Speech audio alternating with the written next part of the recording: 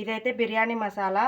ఈ బిర్యానీ మసాలాలో వచ్చేసి ధనియాలు, జీలకర్ర, అలాగే మిరియాలు వేసి ఏమంటారు దాల్చిన చెక్క అన్నీ వేసి బిర్యానీ స్పైసెస్ మిక్సీ పట్టి పెట్టుకోవాలి. ఇది హోమ్ మేడ్ మసాలా. ఇది వచ్చేసి ధనియా పౌడర్. కొంచెం దీంట్లో తక్కువైందని నేను ఇంకా మళ్ళీ పక్కన పెట్టుకున్నాను. కారం పొడి, ఈ మసాలాలు. ఇంకా కావాల్సిన పదార్థాలు ఏంటంటే పుదీనా, అలాగే పెరుగు, ఫ్రైడ్ ఆనియన్స్ కోసం కట్ చేసుకున్న ఆనియన్స్, అలాగే ఇవి గరం మసాలా, ఇవి దాల్చిన చెక్క, ఏమంటారు షాజీరా, అన్నీ మీ దగ్గర ఏముంటే చూడండి. బిర్యానీకి అయితే నేను బాస్మతి రైసే తీసుకున్నాను. ఈ వండే విధానం చెప్తాను వినండి. చాలామందికి బాస్మతి రైస్ చాలా కన్ఫ్యూజన్ ఉంటుంది వండేటప్పుడు. మామూలుగా అయితే మీరు రైస్ కుక్కర్ కనుక మీకు వంటే కనుక మామూలుగా 1 కప్పుకి 2 కప్పులు వేస్తారు కదా నీళ్ళు. అలా కాకుండా 1 కప్పుకి 1 కప్పున్నర వేసుకోండి. అప్పుడు తీసేసి మళ్ళీ మనం దమ్ చేస్తాం కాబట్టి ఎగ్ దమ్ బిర్యానీకి సరిపోతుంది.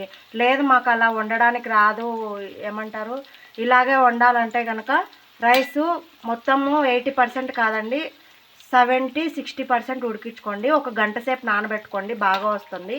ఇప్పుడు ఈ రైస్లో వచ్చేసి దాల్చిన చెక్క, ఇవి మీ దగ్గర ఉన్నవన్నీ వేసుకోండి.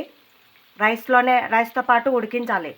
అందులోనే ఇందాక చూపించిన మసాలాలన్నీ కొద్దిగానే వేసుకోండి, ఎక్కువ వేసుకోవద్దండి. కారం స్కిప్ చేయండి, కారం వేయొద్దండి. చూడండి అన్ని మసాలాలు వేస్తున్నాను నేను.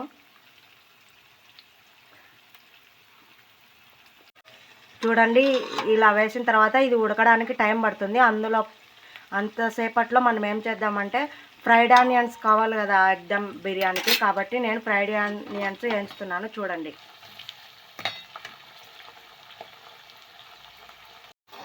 చూడండి ఫ్రైడ్ ఆనియన్స్ చేస్తున్నాను, చూస్తూ ఉండండి ప్రాసెస్. చూడండి ఫ్రైడ్ ఆనియన్స్ ఇలా వేగితే సరిపోతుంది. ఇంకా కొంచెం ఎక్కువనే వేగనిస్తారు బ్రౌన్ కలరు, కానీ నాకు ఎందుకో అట్లా కొంచెం చేదు అనిపిస్తుంది. అందుకని చేదు కాకుండా ఇలా వేయించుకోండి. చూడండి రైస్ ఉడుకుతుంది. ఉడికిన తర్వాత ఎంతవరకు ఎలా ఉంటుందో స్ట్రెయిన్ చేసి రైస్ ఇలా ఉడకబెట్టిన తర్వాత నేను చూపిస్తానండి, చూస్తూ ఉండండి. చూడండి రైస్ అయితే ఉడికిపోయింది. నేను చూపిస్తాను ఎంతవరకు ఉడకబెట్టుకోవాలో. రైస్ చూపిస్తాను చూడండి. ఇది చూడండి చాలు. ఇంకా స్ట్రెయిన్ చేసి పక్కన పెట్టుకోవాలి. చూడండి రైస్ అయితే నేను స్ట్రెయిన్ చేసేసాను. రైస్ చూడండి ఎలా ఉందో, ఇందాక చూపించాను అలాగే చేసుకోండి. చూడండి రైస్ అయితే నేను స్ట్రెయిన్ చేసేసాను. రైస్ చూడండి ఎలా ఉందో, ఇందాక చూపించాను అలాగే చేసుకోండి. చూడండి ఇప్పుడు దమ్ బిర్యానీ ప్రాసెస్లోకి వెళ్ళిపోదాం. నూనె ఇలా వేడైన తర్వాత అందులో ఉడకబెట్టిన గుడ్లు వేసుకోవాలి. చూపిస్తాను ఉండండి. చూడండి ఉడకబెట్టిన గుడ్లను కొంచెం వేయించనివ్వండి, వేగనివ్వండి బాగా. చూడండి ఇలా వేగిన తర్వాత ఇందులో వచ్చేసి నేను ఇందాక చూపించిన మసాలాలన్నీ వేసేయండి.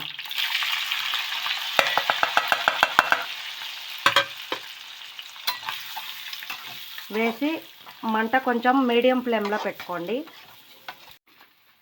ఇందులోనే దాల్చిన చెక్క అవి వేసుకోండి, కొంచెం మిరియాలు, అవి కొద్దిగా ఫ్రైడ్ ఆనియన్స్, అలాగే ఇందులోనే అల్లం వెల్లుల్లి పేస్ట్ వేసుకోండి.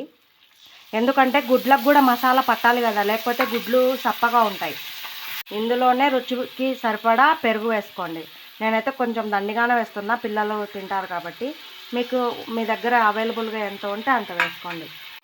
ఇందులోనే కొద్దిగా పుదీనా వేస్తున్నాను. మీకు అనుమానం రావచ్చు కొత్తిమీర వాడతారు కదండి, మీరు ఎందుకు వాడలేదంటే మా ఇంట్లో ఎవరు తినరండి కొత్తిమీర వేస్తే, అందుకనే నేను దాన్ని స్కిప్ చేస్తున్నాను. ఒకవేళ మీకు కావాలంటే మీరు వేసుకోండి, ఆప్షనల్. నాకైతే మా ఇంట్లో తినరు కాబట్టి నేను వేయట్లేదు, మీరు వేసుకోండి కొత్తిమీర. దీనిని బాగా మిక్స్ చేయండి. ఇలాగా మిక్స్ చేసి ఒక 2 మినిట్స్ ఉడకనివ్వండి గుడ్లని ఇందులోనే. చూడండి ఇలా ఉడుకుతున్నప్పుడే గుడ్లను తీసి పక్కకు పెట్టుకోండి.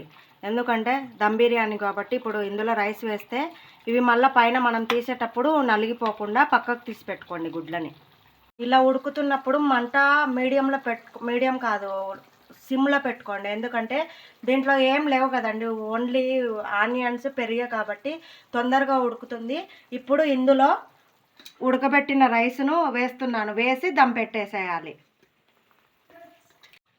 చూడండి, ఇలా ఉడకబెట్టిన రైస్ వేసిన తర్వాత దీనికి పైన ఇలా ఇందాక మనం చేసి పెట్టుకున్న ఫ్రైడ్ ఆనియన్స్,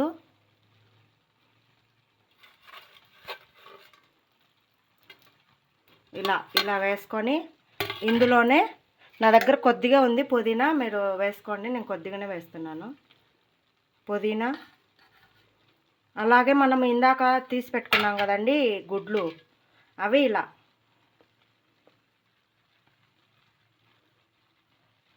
ఇలా పెట్టుకోండి. మొత్తం మీ దగ్గర ఎన్ని గుడ్లు ఉంటే అన్ని గుడ్లు.